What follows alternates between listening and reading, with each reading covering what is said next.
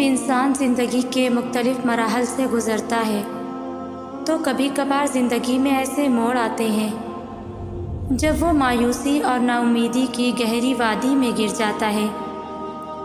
ایسے وقت میں انسان کو یہ محسوس ہوتا ہے کہ زندگی کا مقصد ہی ختم ہو گیا ہے۔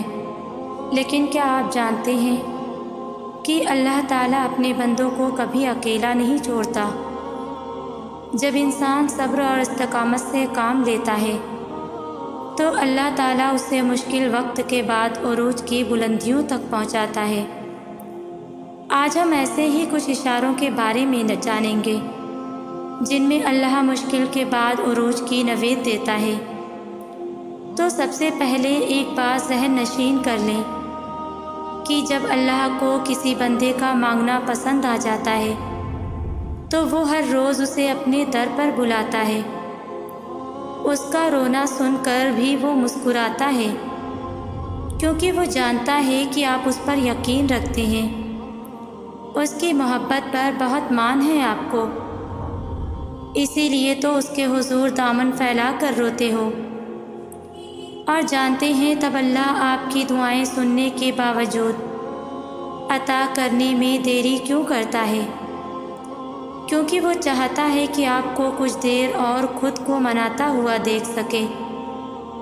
قبولیت کی تو وہ بہت پہلے ہی ٹھان چکا ہوتا ہے، بس آپ کو سننے کے لیے وقت بڑھا دیتا ہے، تو پھر اسے مناتے رہیں۔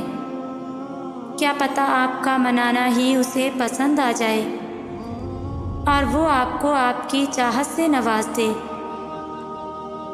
جب کوئی ٹوٹ کر تڑپ کر اس سے مانگتا ہے تو اس کی ساری دعائیں قبول کرتا ہے، اور آپ کو کیا لگتا ہے کہ وہ آپ کو سن نہیں رہا، وہ آپ سے بے خبر ہے؟ نہیں، ایسا بالکل نہیں ہے۔ وہ اللہ جو رات کے اندھیرے میں ایک پتھر کے نیچے چلتی ہوئی چھوٹی سی چیونٹی کے بارے میں باخبر ہے، تو آپ کو کیا لگتا ہے کہ یہ جو آپ کے دل کی خواہش ہے وہ رب اس سے واقف نہیں؟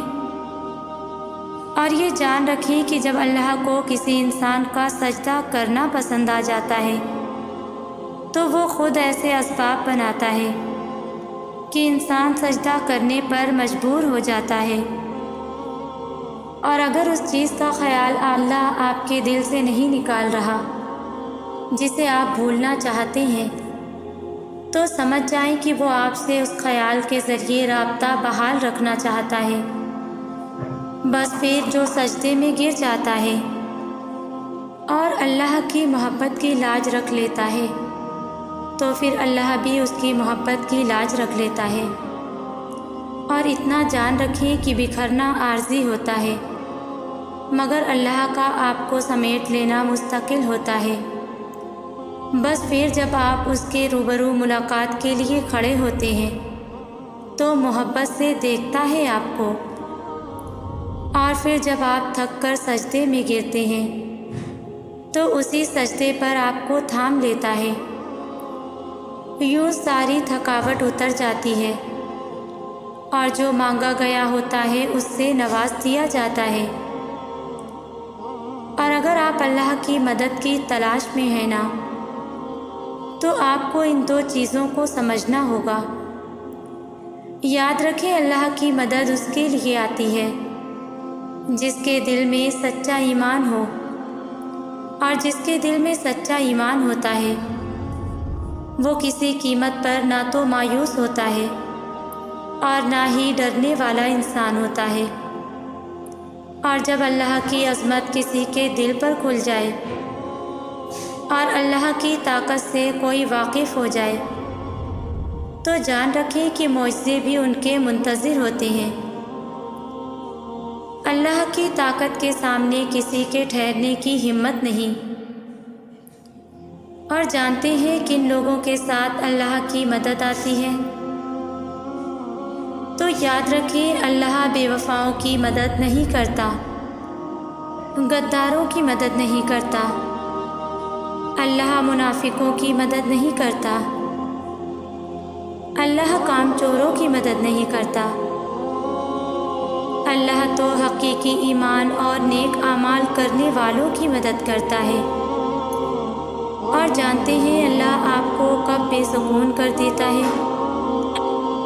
جب آپ اللہ کو چھوڑ کر دنیا کے پیچھے بھاگنے لگتے ہیں، جب آپ سب کو یاد رکھتے ہیں مگر اللہ کو بھول جاتے ہیں، تب اللہ وہ ساری دنیا، وہ ساری چیزیں آپ کے ہاتھوں میں تھما کر آپ کو بے سکون کر دیتا ہے۔ پھر ہر چیز حاصل کر کے بھی آپ خوش نہیں ہوتے۔ آپ اپنی چاہت کو خاص رکھیں، لیکن اللہ کی چاہت سے بڑھ کر نہیں۔ آپ اپنی پسند مانگیں، لیکن اللہ کو مانگنے سے پہلے نہیں۔ آپ اسے سب سے اول رکھیں گے تو وہ معجزوں کے لیے آپ کی دعاؤں کو سب سے اول رکھے گا۔ آپ اسے خاص رکھیں گے، وہ آپ کے لیے کون خاص رکھے گا۔ بس مطمئن رہیں کہ جس کے ہاتھ میں آپ کا نصیب ہے وہ معجزوں کا بادشاہ ہے۔ وہ کہانی کا ہر رخ جب چاہے جہاں سے چاہے موڑ سکتا ہے۔ وہ زندگی کا ہر پہلو آپ کی چاہت کے مطابق بنا سکتا ہے۔ بس آپ اس کی مان لیں، وہ آپ کی مان جائے گا، اور پھر جو آپ کا ہے آپ کو اس تک پہنچنا نہیں پڑے گا، بلکہ وہ خود راستہ ڈھونڈ کر آپ تک پہنچا دے گا۔ یہ دکھ تو بس آپ کو اللہ سے آشنا کروانے کے لیے آتے ہیں، اور اداسی آپ کا امتحان ہوتی ہے کہ کب تک انتظار کرتے ہیں آپ، اور اس کے بعد وہ سب کو آپ کو دے دیا جاتا ہے جس کے بارے میں آپ اللہ سے فریاد کیا کرتے تھے، جس کے لیے آپ راتوں کو اٹھ اٹھ کر التجا کیا کرتے تھے۔ تہجد تو عشق ہے، اور جس کو عشق اللہ تک لے جائے اسے کوئی تھکا نہیں سکتا۔ بس وہ مان جاتا ہے، اور جب وہ مان جاتا ہے نا تو یہ سارا جہاں ہار جاتا ہے۔ پھر جس کا حکم وہ دیتا ہے وہ ہر حال میں مل کر ہی رہتا ہے۔ اور جان رکھیں اللہ کی مدد تب آتی ہے جب مایوسی کن حالات میں بھی آپ دل و دماغ کے وسوسوں کو اپنے اوپر حاوی نہیں ہونے دیتے۔ تمام دروازے بند نظر آنے کے باوجود بھی پورے یقین سے اللہ سے مانگتے رہتے ہیں، تب وہ آپ کے لیے ایسے ذریعوں سے مدد بھیجتا ہے جن کے بارے میں آپ کی عقل گمان بھی نہیں کر سکتی۔ پھر بگڑتے کام سنورتے ہیں اور دعائیں سن لی جاتی ہیں۔ آپ کا پختہ یقین اللہ سے اپنی بات منوا لیتا ہے۔ اللہ اپنی مرضی کے مطابق آپ کا نصیب لکھ چکا ہے، مگر ہو سکتا ہے آپ کی چاہ کے سفر میں اللہ نے یہ لکھ رکھا ہو کہ میری بھی وہی رضا ہے جو رضا تمہاری ہے۔ اور یہ کیسے ممکن ہے کہ آپ اپنا بکھرا ہوا وجود لے کر اللہ کے روبرو جائیں اور وہ ان کرسیوں کو نہ سمیٹے؟ یقین رکھیں کہ وہ آپ کو ایسے سنبھال لے گا کہ آپ کو پھر کبھی تھکاوٹ نہیں ہوگی، اور آپ پھر کبھی اداس نہیں ہوں گے۔ بس آپ کو یقین رکھنا ہے کہ جو آپ کا ہے وہ آپ کو مل کر ہی رہے گا۔ اللہ آپ کو آپ کی دنیا سے مایوس کر کے اپنے اوپر توکل کرنا سکھاتا ہے۔ اللہ آپ کو لوگوں کے ہاتھوں توڑ کر خود سے جوڑتا ہے۔ اللہ حالات سے مجبور کر کے آپ کو سجدوں تک لے آتا ہے۔ اللہ بہتر کو آپ سے دور کر کے بہترین چیز سے ملواتا ہے۔ اللہ آزمائش سے گزار کر آپ کو معجزوں تک لاتا ہے۔ ایک دن آپ خود مسکراتے ہوئے کہیں گے کہ اللہ نے میری دعا ایسے قبول کر لی کہ میں نے کبھی سوچا بھی نہیں تھا۔ اصل میں آپ نے اپنی زندگی کے سکون کے لیے ہر وہ چیز تلاش کر کے خریدی جس کو آپ نے ضروری سمجھا، لیکن نہ تلاش کیا تو اللہ کا فضل۔ اور یاد رکھیں کہ اگر آپ کی زبان ایک ہی دعا کو بار بار دہرانے سے نہیں تھک رہی تو یہ قبولیت کی نشانی نہیں تو اور کیا ہے؟ دل کو ایک امید ہے کہ ہاں اللہ ضرور سنے گا، یہ قبولیت کی نشانی نہیں تو اور کیا ہے؟ آپ کو ہر بار یقین آ جانا اور پھر آپ کا دعائیں مانگنا اس بات کی دلیل ہے کہ اللہ کے در سے مدد بہت جلد آپ تک پہنچنے والی ہے، معجزات کی صورت میں۔ اللہ کی محبت اتنی خاص ہے کہ اگر انسان جائے نماز پر صرف سر جھکا کر بیٹھا رہے، کچھ نہ بھی بولے، تب بھی وہ رب کچھ لمحوں کے بعد ایسا سکون بندے کے دل میں اتار دیتا ہے کہ جیسے اس رب نے پریشان دل کو یہ سمجھا دیا ہو کہ اے میرے بندے نا امید نہ ہو، میں ہوں نا، سب ٹھیک کر دوں گا۔ اور اگر اللہ کی مدد چاہتے ہیں نا تو اللہ کی امان ڈھونڈیں جہاں آپ کے لیے راحتوں کا سما ہے۔ اگر آپ اللہ کی طرف چل کر آئیں گے تو وہ آپ کی طرف دوڑ کر آئے گا۔ اگر آپ اللہ کو یاد رکھیں گے تو وہ آپ کو یاد رکھے گا، لیکن اگر آپ اللہ سے بے پرواہ ہو کر کسی اور سے مدد کی امید لگاتے ہیں تو اپنا ہی نقصان کر بیٹھتے ہیں، کیونکہ اللہ فرماتے ہیں کہ یہ دنیاوی آسرے تمہارے کسی کام نہ آئیں گے۔ آپ نہیں جانتے اللہ نے آپ تک آپ کی چاہت پہنچانے کے کتنے انتظامات کر رکھے ہیں۔ آپ نہیں جانتے کہ اس دیری کے بعد آپ کی ہر اس دعا کی قبولیت ہے جو آپ مانگا کرتے تھے۔ آپ نہیں جانتے کہ آپ کے خوابوں کو پورا کرنے کے لیے اس نے کیسی کیسی تدبیریں بنا رکھی ہیں۔ آپ نہیں جانتے کہ اس نے اختتام میں آپ کی رضا کو ہی آپ کا مقدر لکھ رکھا ہے، اور پھر وہ ہوتا ہے جو کسی نے نہ سنا ہوگا اور نہ دیکھا ہوگا۔ اگر چاہتے ہیں کہ سکون آپ کے قریب ہو جائے تو آپ اللہ کے قریب چلے جائیں اور توکل رکھیں۔ آپ کی ہر مراد، ہر فریاد کا جواب ضرور آئے گا اور آپ کے حق میں آئے گا۔ جانتے ہیں اللہ کی مدد کے کچھ آثار ایسے بھی ہوتے ہیں جو ہمیں اچانک ظاہر ہوتے ہیں۔ اگر آپ محسوس کرنے لگیں کہ آپ کا دل تہجد سے جڑ گیا ہے اور صرف رب سے مدد کی آس میں ہے تو یہ یقینی ہے کہ اس رب نے آپ کی فریاد سن لی ہے، کیونکہ تہجد تو معجزوں کا ایسا آسمانی دروازہ ہے جس سے گزر کر دنیا کے سارے دروازے کھل جاتے ہیں، جس سے گزر کر درد کے مارے اللہ تک پہنچ جاتے ہیں اور ٹوٹے ہوئے دل ہمیشہ کے لیے جڑ جاتے ہیں۔ اور جب آپ اس تک پہنچ جاتے ہیں تو وہ آپ کے لیے انہی دعاؤں کو وسیلہ بنا دیتا ہے جن کی قبولیت کا آپ کو گمان بھی نہیں ہوتا۔ وہ جسے چن لیتا ہے اسے اپنے لیے خالص کر لیتا ہے اور یوں آپ کی دعاؤں کو ہر اس رکاوٹ سے پاک کر دیتا ہے جو کن کا راستہ روکے کھڑی ہوتی ہیں۔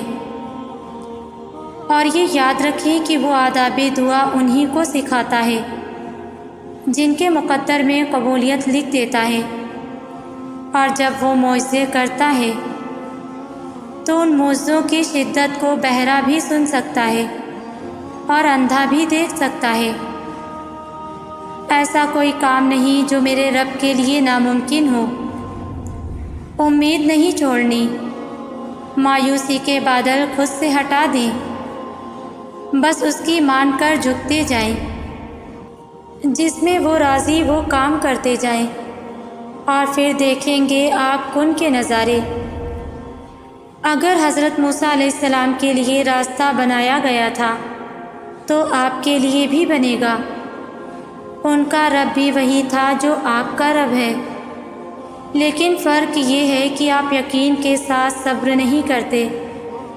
خدا کے راستے پر اس کی مدد آتی ہے، مگر صبر کرنا ہوگا اور ہر حال میں سجدہ کرنا ہوگا۔ اللہ تعالیٰ خود قرآن پاک میں فرماتا ہے، صبر اور نماز سے مدد لو۔ تو پھر کیوں بھول جاتے ہیں اس بات کو؟ جب بھی کوئی آزمائش آ جائے یا کوئی راستہ نظر نہ آ رہا ہو اور آپ حق پر ہوتے ہوئے بھی مشکلات کا سامنا کرنا پڑے، تو ایسے میں اپنا اللہ پر یقین اور پختہ کر لینا۔ وہ آپ کو ہمیشہ وہ عطا کرتا ہے جو بہترین ہوتا ہے۔